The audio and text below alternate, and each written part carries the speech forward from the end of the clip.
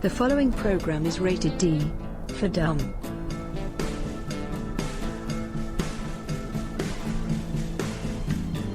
9 o'clock, I'm bored to death. Smoke so much I can smell my own breath. My baby left me, my best friend's not at home. Can't get that woman off my mind. I've never been the brooding kind, but there's still one thing makes me come alive. Yeah, I'm going for a drive. The following podcast is rated D for dumb. You're listening to Dumbing It Down with Dave, the fastest podcast on earth. Listen to Dave commute to and from work on the New York State Thruway in his 2008 Kia Rio LX. He talks about pragmatism, truth, happiness, and the search for it all. Join Dave as he asks and tells you how life ought to be. And now, here's Dave. Hello, everybody. Dave Canyon here. Are you ready to dumb it down? Want to deal with pragmatism, truth, happiness, and the search for it all?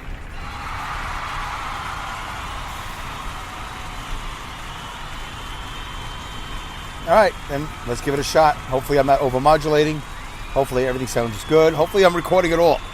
It's been an interesting couple of episodes here as I've tried to bring back some sounds, some intros, some things, plus balancing my personal life, my carpenter, construction, home, reno life. Did I say work life? The work life. So many things, so many plates spinning. It's really hard. I got to take a break. Oh, yeah, I am taking a break. Guess what? A couple things. First of all, it's Saturday. It's Saturday. It is now 12:01 p.m.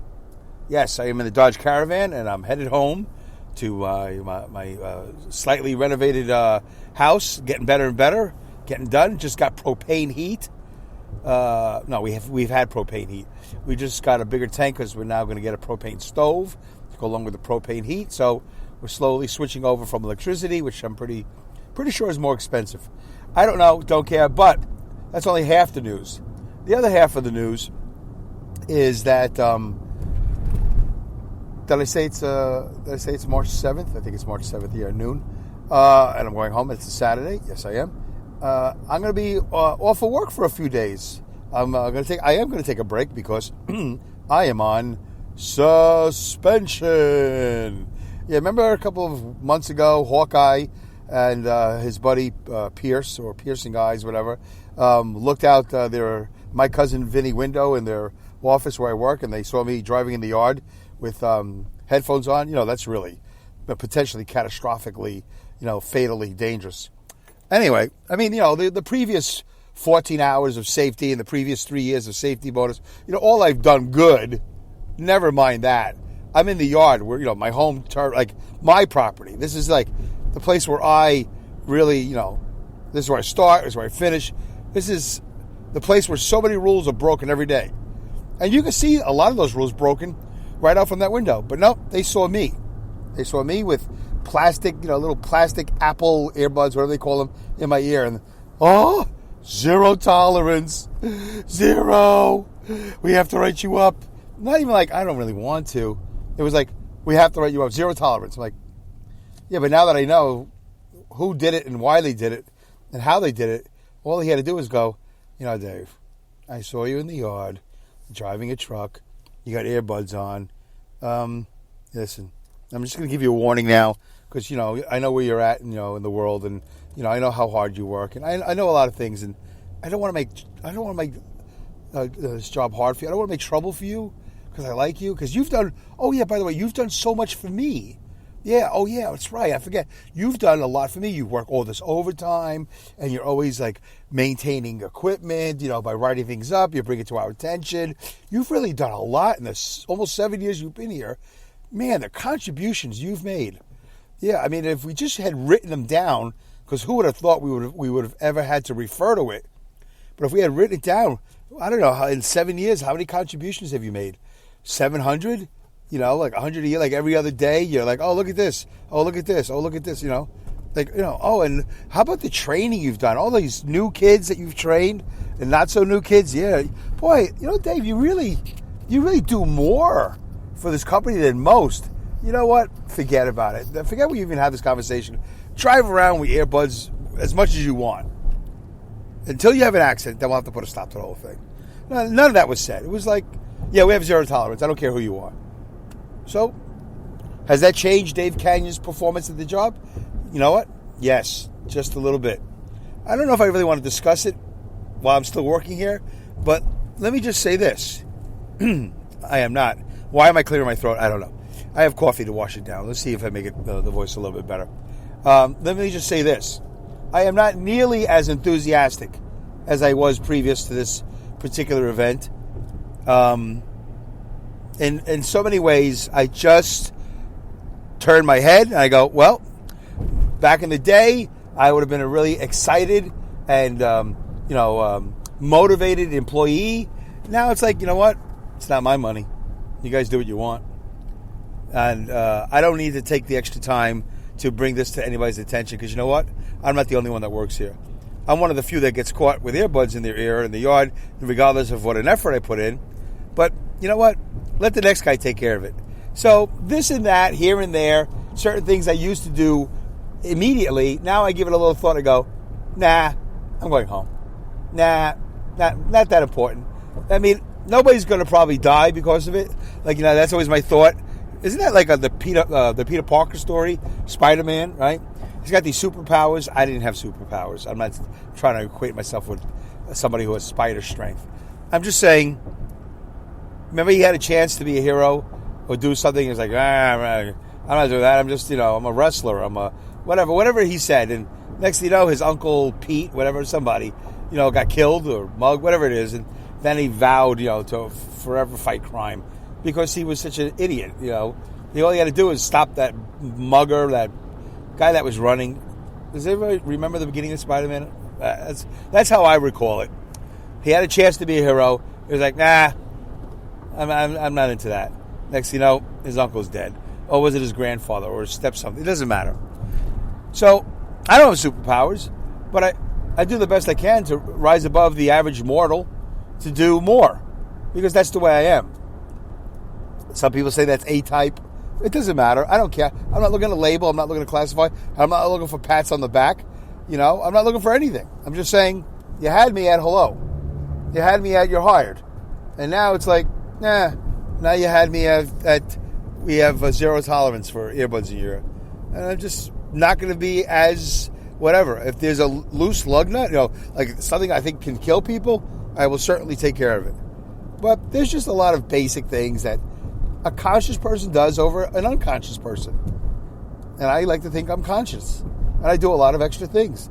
Which, by the way, makes it easy for the next guy to get into the truck and do his thing. But does anybody ever make it easier on me? No, not really. We've been down this road before. When we're going to move on. But yeah, so I'm going to enjoy today. Right now, it's Saturday. It's, like I said, 12-something. I'm getting on the New York State Thruway, going through the toll booth here at exit 23.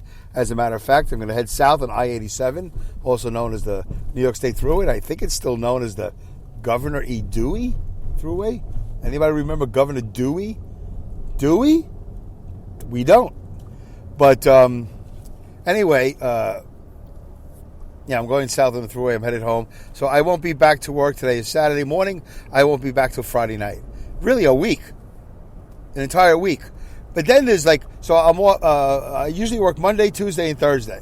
Wednesday's a day off for me. So they suspended me Monday, Tuesday, and Thursday. And also, I asked, well, can I come in Wednesday? Because that's like my off day. I'll come in and I'll do a day and it'll help me out. Otherwise, I just got Friday. I got a one-day paycheck. And you know what my buddies at the job said to me? My supervisors, the people who appreciate me so much and, all that blah, blah, blah. They said, no, you can't come in on your day off and work overtime. It wouldn't be overtime. It'd be regular time because I wouldn't have done 40 hours. So isn't that like a 4-day suspension then? No? I don't know. Okay. Anyway, it doesn't matter. I'm going to take the time off. I'll probably send a letter to my HR lady, say, if you don't let me come in Wednesday, that's really a 4-day suspension. But, whatever you want to do to hurt me. Like, so today is Saturday night. If I wanted to, would they let me come in Saturday? Because it's before the suspension, and technically it's this week and not next week. Or one's ever wanted to come in Sunday before the Monday I'm suspended. Would they let me come in Monday? Or no, because that's part of the week. Like, what's the criteria for the days I'm not allowed to work that I'm off? That's a good question. I'll send that in an email, and I'll let you know my answer, with the answer that I get. All right. So that's that. Thank you, Alex Exum, at the top of the show for the intro. Thank you for the AI voice, Linda Irwin from Awesome Insanity Surfers.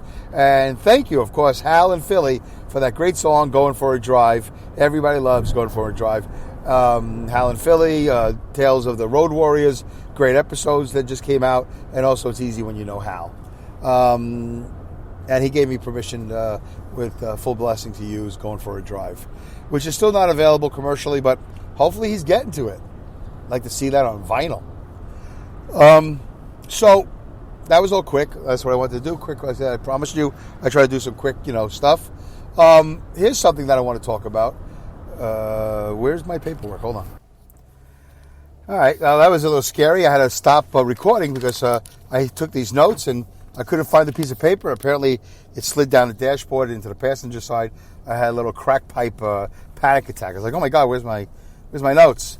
All right, so I kind of tangented myself into a corner as I normally do.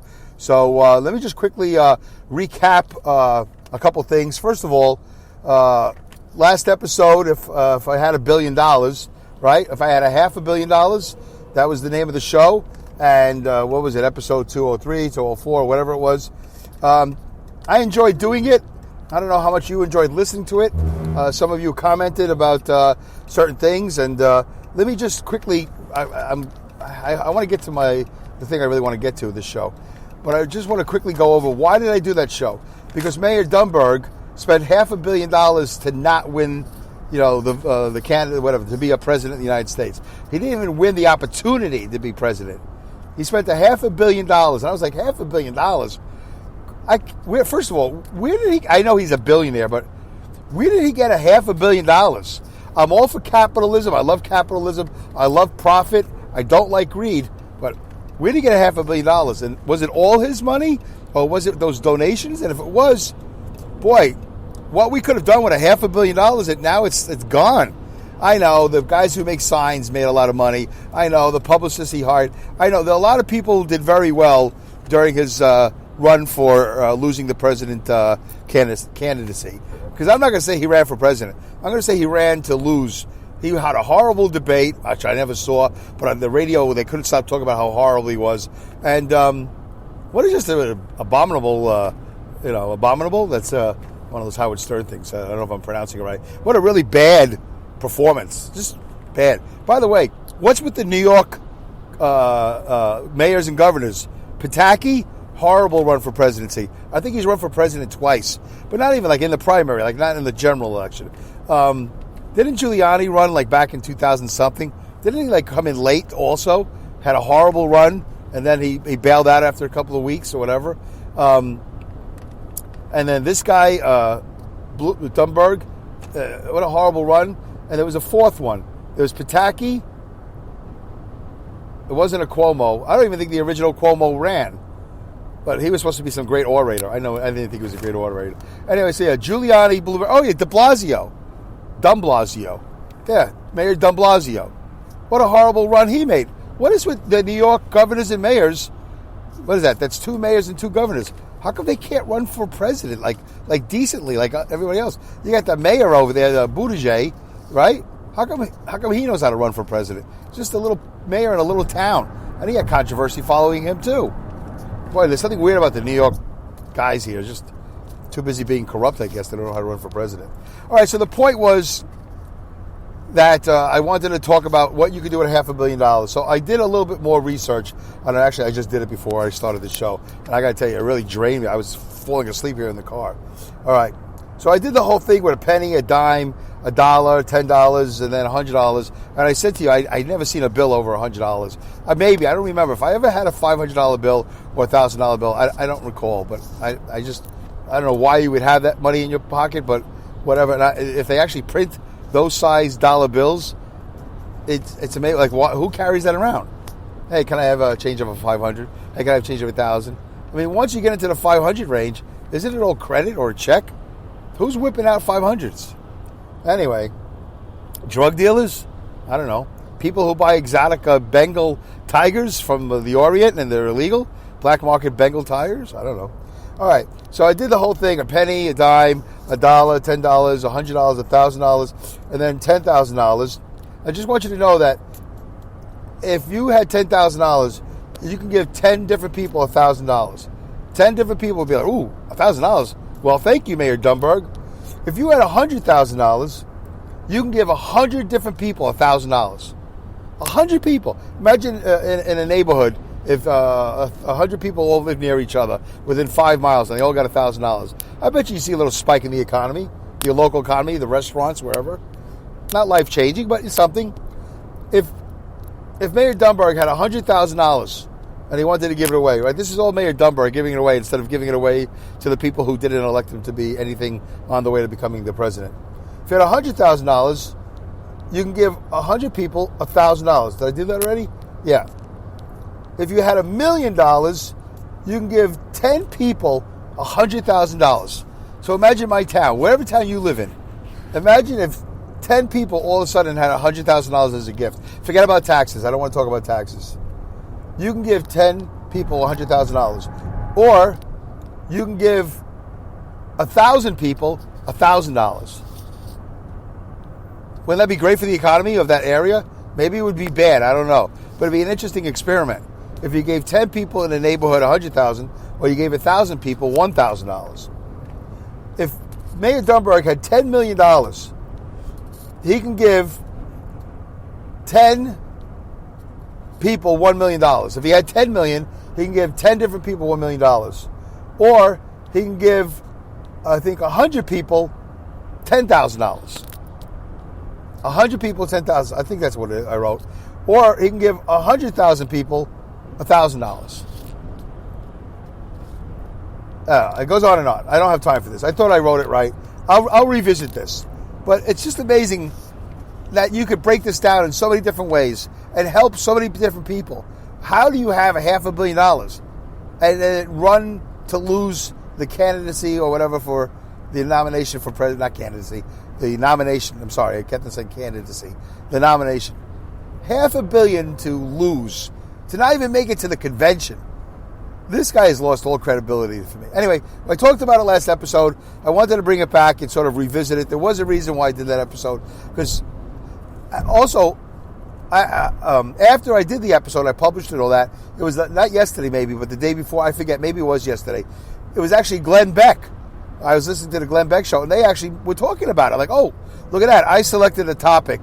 I dissected something that the great, whatever, if you want to call him the great, professional radio guy, Glenn Beck talked about on the show. All the things you could have done with all that money. And the higher up you go, 10 million, 100 million, 200 million, it's amazing how you can distribute that money and make such a difference in people's lives. But he chose to make a difference in not in his life, which is to lose the, the other word that I said that wasn't candidacy, the nomination. He didn't win anything. He got one delegate? I don't know. He got a couple of delegates. Whatever. Okay. That was a sad state of affairs. All right. So I mentioned my suspension. I talked about the money thing. I gave thanks to everybody. So it looks like we got about 10 minutes here. Let's get into the whole father thing. I teased it. I didn't mean to tease it. I just, there was a reason why I didn't do the show that I wanted to do Monday on the way in. Because I was so raw. I was so angry. And I thought, you know what I could have done? I should have just recorded it and then decided that I was or was not going to publish it. But I can't imagine that I would ever record a show, because I'm vain. I can't imagine I would record a show and not publish it. Especially, it would have been so heartfelt. I was really like hours away from the moment it happened. And I was so angry. And that was Monday. Today is Saturday. I got to tell you, it's taken me 4 or 5 days not to get over it, but just to sort of come back to zero, come back to the neutral line, come back to some sort of calm, come back to reality. whatever. So here's what happened. And I'm 56 years old. My father's been deaf my whole life. If you've heard the story before, I apologize. I'll do the best I can to solve this in the next 9.5 minutes. And by the way, I apologize for all that intro overmodulation. So I got to fix the intro by the next show. All right, I think that covers everything. I'm free to go. No drink breaks, no breather breaks. Let's just go. Although I do have a coffee here. I might have to get to it because my voice is feeling scratchy. So for 56 years, I've been in service to my dad. You know, like a seeing eye dog. Imagine a seeing eye dog that never dies. You know, whatever. One of those guys. I'm always there for my father. And my mother, too, for that matter. Do this for me, do that for me, do this for me, do that for me. If you don't know, folks, whoever doesn't know, let me explain this. So my parents are deaf. My mother's been deaf since World War II, where she was on the run from the Germans. She's born in Poland, and whatever the story is, she was always on the run or something. She got an ear infection or something like that, and I guess there was a Dr. Mengele everybody was afraid of. But whatever it was, maybe her parents didn't have health care. I really don't know the story, and it's a shame, but it's going to go. The story is going to disappear. Chances are the truth to how my mom became deaf is just going to disappear. Unless I speak to one of her brothers, which I don't know if I'm ever going to do that. They're my uncles, and one is dying in Jersey, and the other one is alive in California. And I have very little contact with him, but whatever. I could call him. He could explain to me the story. Anyway, be a great documentary. My father's been deaf, I think, since birth. So, and I'm a child of deaf adults. That's a CODA. I'm a CODA, child of deaf adults. I grew up differently than all of you. Imagine if your parents didn't speak the language of whatever language of the area you live in. So most of you live in an English-speaking area. So imagine if you had parents and they didn't speak English, right? They didn't even know how to say hello, goodbye, thank you, you're welcome, you know, nothing like that. Nothing like that. Not only did they not learn to speak the language, you know, at all, or the slightest bit, on top of all that, so you're always interpreting for them. And you always have to explain things to them. You have to teach them how to speak the language, I guess, right? I don't know. Imagine if, on top of all that, they couldn't hear. So they can't speak the language. They don't know the language. They're never going to learn the language. And why? Because they're deaf. So I have to learn their language, which is sign language. And I have to be in all these different places in service for them. Never mind, I'm a child, 6 years old. Never mind my life, my childhood. No, it's immediately thrusted into adulthood. You got to make this call for me. Who is it? It's my boss. Why am I calling your boss? Because I'm calling in sick. Really? You look fine, Dad. Yeah, no, I'm sick. It's Friday. The union gives me 5 days. What? So I'm getting hip to all these things because he's telling me things. That's what deaf parents do. They tell their kids things you shouldn't know. So I call John Krause. It was Krause Meats. I don't know who I was calling. The owner of the company was John Krause. I just assumed I was calling John. I'm calling Krause Meats. You know, Krause Meats was like Oscar Mayer and Hebrew National, all that. So this old gruffy man answers the phone. Hello? You know, oh, by the way, this is 4 o'clock in the morning, 5 o'clock in the morning. I live in Brooklyn. I'm calling this guy in Jamaica, Queens. He said, hi, my name is Dave Canyon. My father's name. By the way, my father briefed me 100%. I got to do a part 2. There's no way we're going to get to it. He briefs me. He goes, oh, don't say this, but say this. Don't say. Like, what are we, like in Black Ops? Because I had a cover for my father. He wasn't sick. But he was calling in sick because the union gave you days, and he used them. Plus, he had a second job. So, you know, on those days that he didn't go to work, he did a second job. So I'm getting woken up 4 or 5 in the morning to do this. I'm speaking to the old man. I'm told to respect my elders, and I'm scared to death. Like, is he going to yell at me? How come he's not coming in? You know, I don't know what's going to happen. I did it several times. It never got easier. And then at one point, the guy on the phone says, yeah, he's sick. It's Friday. We get it. I'm like, wow, I guess my father does this a lot. And not always with me calling in. I know my sister called in sometimes too. So this was part of the MO. You know, this is all we did. Anyway, it's been a whole life of being in service for him. All right, so I got to get to it. I'm really sorry. So here's what happened the other day. So my mother had a stroke. a year and a half ago, whatever it was now, and I've been doing a lot of work, taking care of my mother's situation, my father's situation, even though he didn't have the stroke. He's still 82, and he's still in failing health because he's just getting older. So by default, he's not in improving health. He's getting older, so he's in failing health. He's getting worse and worse every day. He used to be strong like me, like strong like an ox. Work.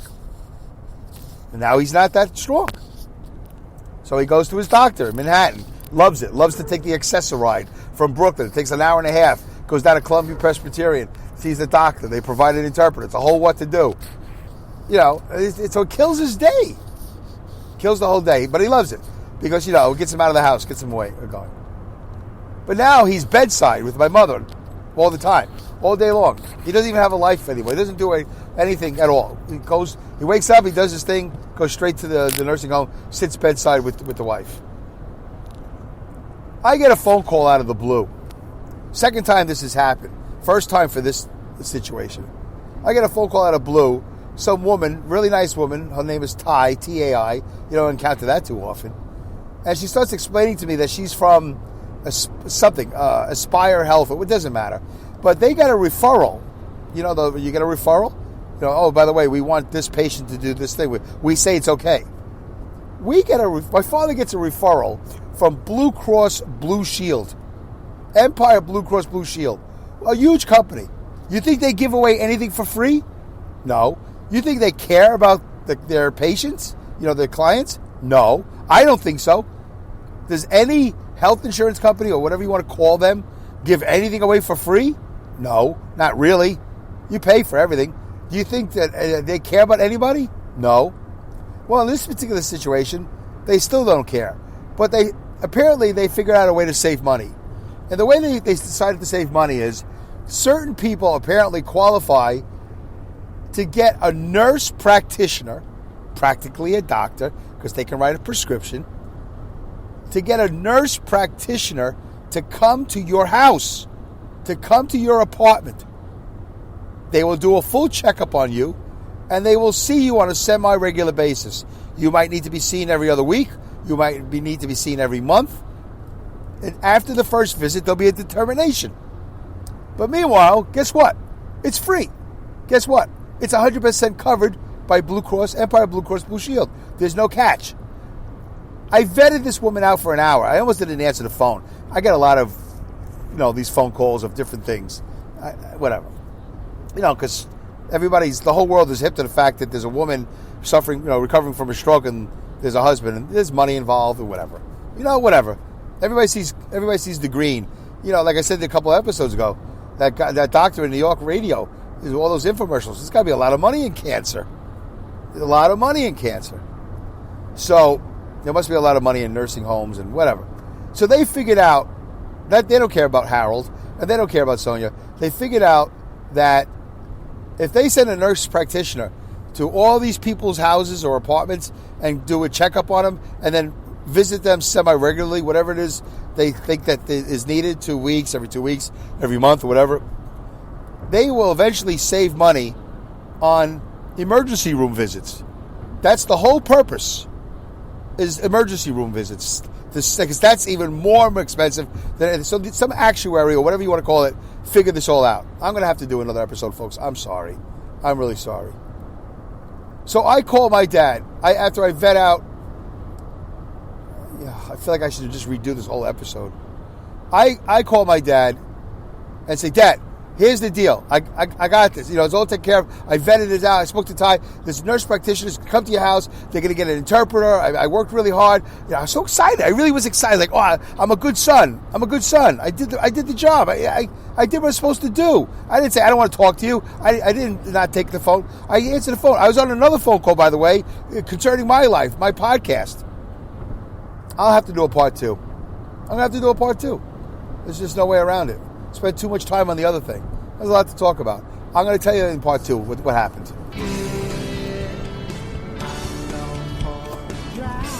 Stupid volume. It's too low. Thank you for listening to this episode of Dumbing It Down with Dave. can barely hear it. Goodbye, good day, good night, good luck, good riddance, good rats, Godspeed, and great skills. Take care. Goodbye.